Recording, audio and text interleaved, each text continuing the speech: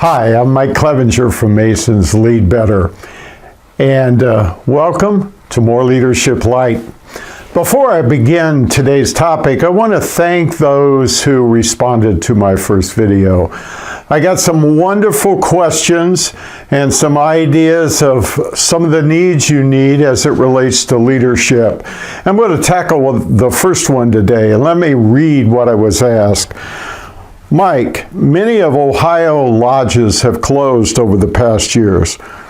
We need a topic where you talk about rebuilding a lodge membership and the secrets to make a lodge viable again. Well, that's a great question, and it's a great topic to cover. And in this short video, I'm not going to be able to go over everything. And matter of fact, this question I can break into several parts and make several videos about it. But today I want to cover one aspect that, from my experiencing working with lodges, I see one of the common elements missing where a lodge is struggling, and that's effective planning. So you see the word over here, DARE, and the letters in that word DARE stand for 4 significant elements of effective planning. The D stands for dialogue, the A for agreement, R for resolution, and E for execution. And let me briefly talk about each of those areas. Dialogue. You first have to engage in an exchange of ideas where everyone expresses their wants, wishes, and what they hope the lodge will accomplish and where they believe it needs to go. And that dialogue should occur in a specific way and it shouldn't be confined to a small group, but eventually expanded to every lodge member who wants to participate. And from that dialogue, you come to an agreement. That's the A. You come to an agreement about what's important to us as a lodge, where we want to head, and then resolve several things. First of all, you resolve that, yes, we're going to do this. We're going to work together to do this. This is where we want to go. And so you build some strategies that will head you toward your lodge vision and to satisfy what you talked about in your lodge dialogue.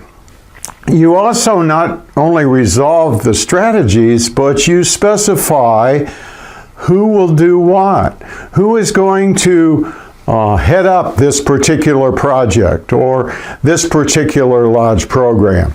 And you set some guidelines, some deadlines, and then once everyone resolves this is what we're going to do, that's where the E comes in. You execute.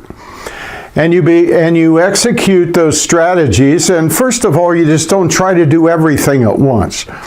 You've prioritized those, and you take maybe one important thing and you work on that and execute that first.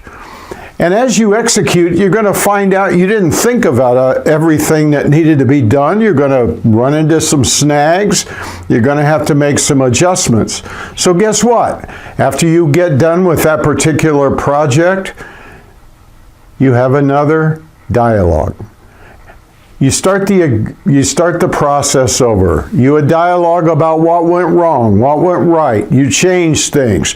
You adjust it. You come to an agreement about how you're going to change it.